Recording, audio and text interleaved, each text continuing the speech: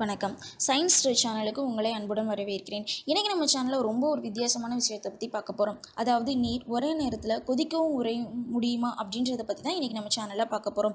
அதுக்கு முன்னாடி தெர்மோடைனமிக் இக்வாலிபிரியம் அப்படின்னா என்னன்றதை பார்க்கலாம். தெர்மல் இக்வாலிபிரியம், மெக்கானிக்கல் இக்வாலிபிரியம், கெமிக்கல் இக்வாலிபிரியம், இந்த 3 கண்டிஷனையும் சாட்டிஸ் பண்ணுறதுக்கு பேர் தான் தெர்மோடைனமிக் இக்வாலிபிரியம் பேர். ஒரு அமைப்போட வெப்பநிலையிலும் அதோட சுற்றுப்புறத்தோட வெப்பநிலையிலும் எந்த மாற்றமும் இல்லாத தன்மை.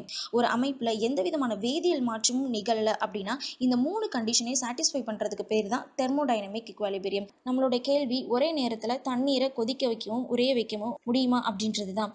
இந்த தெர்மோடைனமிக் இக்வாலிபிரியம் நிலையில் கண்டிப்பாக அது முடியும். திரவ நிலை, திடநிலை மற்றும் வாயுநிலை இது மூணுமே ஒரே நேரத்தில் உருவாகிறதுக்கு ட்ரிபிள் பாயிண்ட்னு பேர். பொதுவாக தண்ணீர் 273.16 கெல்வின் வெப்பநிலையில் இருக்கிறப்ப அழுத்தம் 611.2 பாஸ்கல்னு இருக்கிறதால வெப்ப சமநிலையின் காரணத்தால் ஒரு நிலையிலிருந்து தண்ணீரால் மற்றொரு நிலைக்கு மாற முடியாது.